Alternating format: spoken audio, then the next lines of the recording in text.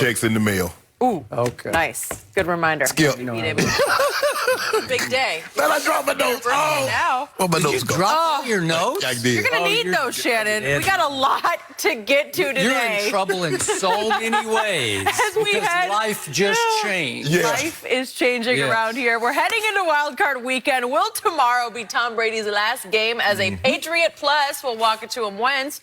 Extend the Eagles' winning streak into the playoffs. But first, we have to talk about the huge news out of Dallas last night. According to Ed Werder, Jerry Jones and the Cowboys have decided that Jason Garrett will not be a part of the organization moving forward. The move was expected but has dragged on all week, and there is still no official word from the Cowboys. Garrett's contract officially expires in 11 days on January 14th. So, Shannon, was this the right move? Yeah, Skip, I think it was the right move. I believe it's time for both sides to move on. It didn't really make any sense. What I couldn't understand, you didn't extend Jason Garrett, Skip, after winning the division and winning a playoff game, but you were contemplating bringing him back after going 8-8 and missing the playoffs. What I think happened, Skip, I really believe Jerry Jones wanted to bring Jason Garrett back. But Steven, who's taken a more active role, who's really... He's going to probably be the guy that once Jerry do step aside, he's probably going to thrust himself in Jerry's position. Oh, I think he's thrusting. Yeah. And he's like that. This might have been the first time he ever called him Dad. He's like, Dad, but no, he called him Jerry. This can't happen. We talked about this in the offseason. There was a reason why we didn't extend him. Sure. If we didn't extend him after winning the division in the playoff game, how can you bring him back after going 8-8 and missing the playoffs? That makes no sense, Jerry. And Jerry thought about it. Now, it's being reported, Skip, that third meeting didn't happen because I guess Jerry was in Aspen and somehow they had some problems getting out and it didn't happen. Maybe that was maybe had that meeting happened, maybe Jason could have talked himself into staying another year. Highly possible. Maybe that was in the cards. Maybe, God works in mysterious ways. And so he put it so Jerry wasn't going to be able to get out. But Skip, look. Let's be all the way 100. The Cowboys have a very inflated view of themselves. Everything is based on marketability, not winning. Because since the last time they won the NFC Championship, 20 teams have more playoff wins than the Cowboys. And since they last won the Super Bowl, Skip, only 3 teams hasn't made an NFC title game since then. One of them happened to be the Cowboys, Washington, and Detroit. So this notion that the Cowboys, they win, once upon a time, they did win. But, Skip, it was time for them to move on because now I want players held accountable because no matter how bad a player played or how bad an offense or a unit played, you could always scapegoat Jason Garrett. No more. Because that's what happens, Skip. You do understand this. You covered this game long enough. You know once they remove the head coach and a new coach comes in, you can't scapegoat that guy. Because they're like, whoa, you said that last year. It was Jason Garrett's fault. Now what are you doing? So it was time to move on. It's time for Jerry to find out what it's like to have a new voice in there. He wants a new voice. He and Steven, they come to the conclusion they needed a new voice. Hopefully everything goes accordingly. But it was time because Jason had just become basically Jerry's punching bag, and everything that went wrong with the Cowboys, it was his fault.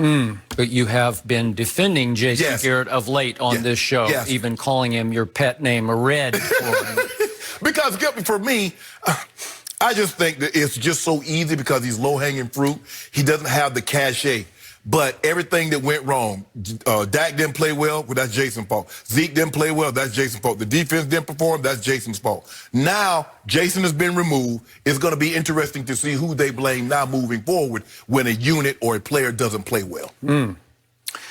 So I'm going to reiterate what I have been saying for years on this show.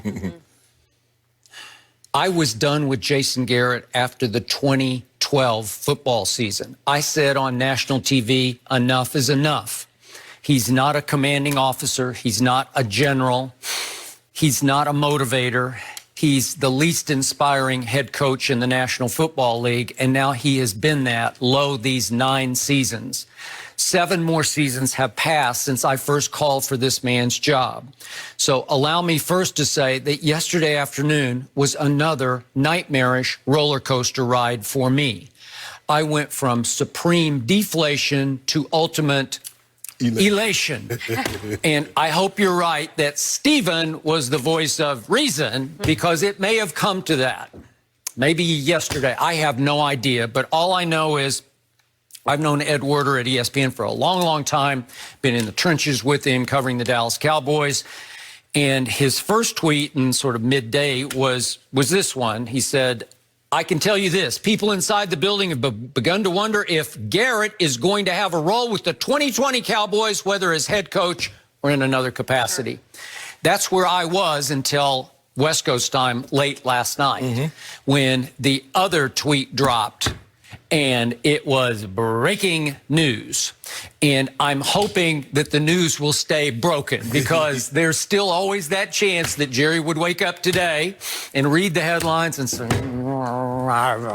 I'm going to go back to Jason, because there's still been no official announcement from the Dallas Cowboys. So let's cover our base on that one, because you never know with this guy, because I never knew that he would drag this out all the way to Thursday night. I don't get it. And yet the quote from Ed Werder in his, when the bombshell dropped, was that Jerry and Stephen wanted to treat Jason with an abundance of care and respect. Well, why would you let him twist in the wind all week? Why would you keep talking to him when clearly everybody was reporting it's a foregone conclusion? He's gone. So why would you have... You build a man hopes up thinking he can keep his job. And there were quotes yesterday from players about their exit interviews in which they were stunned to hear Jason Garrett talk in the future tense as if he were going to be the head coach.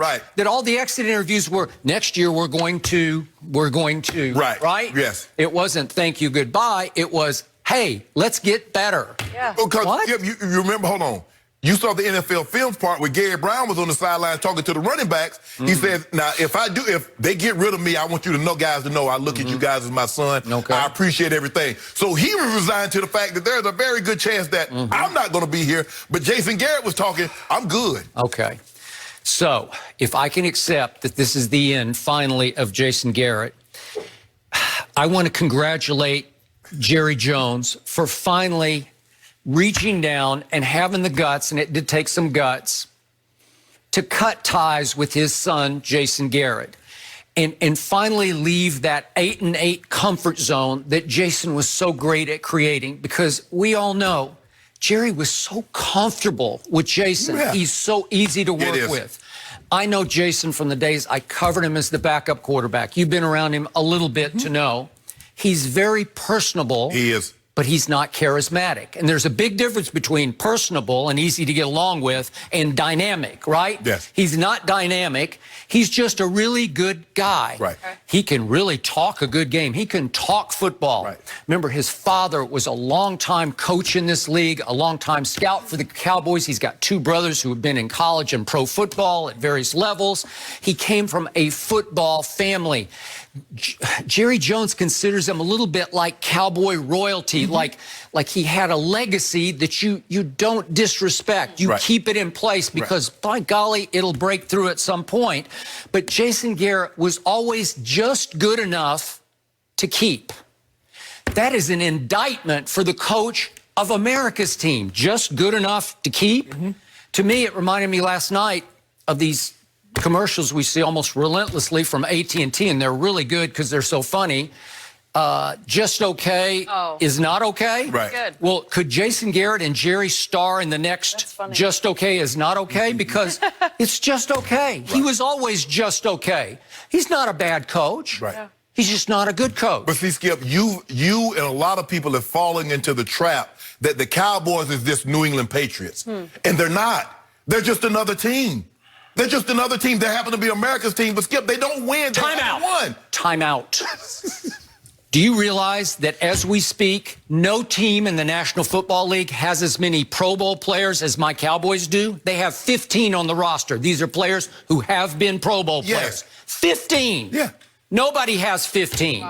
So what happened last year? They had the highest point differential of any team in NFL history that went 8-8. So you could see lots of explosion because they were #1 in yards gained last year, right? Well, second only to the 1989 Cincinnati Bengals, who had just lost the Super Bowl to San Francisco the year before. And you say, well, wait a second. 88. 80. Well, I mean, but it was 89, right. Yeah, You're right. 88, see the 89. You're right. So right. you have a quarterback who finished top 5 in QBR, and top 5 in passing yards. Top 5 in passing yards, and you have the 5th highest number of wins, 7, in NFL history, in which you had. You scored 30-plus points with 400 yards passing, or 400 total yards, not yards passing, and won by 10 points. There are only a handful of teams that have done better than that. So obviously they had an explosive offense, and yet, what did we see? We saw them come out flat and lifeless at New Orleans and against Green Bay, and then at the Jets, and certainly at Philly. The Eagles were just far readier to play at kickoff than my Cowboys were. Right. Well, there was a spark missing. There was some electricity missing from this team because it was soft mentally and physically. I'm sorry, it just comes down to this same head coach who missed the playoffs 6 of his 9 years. And there were blips, but they were explicable blips because they did break through and win the division in 14 and 16 and 18.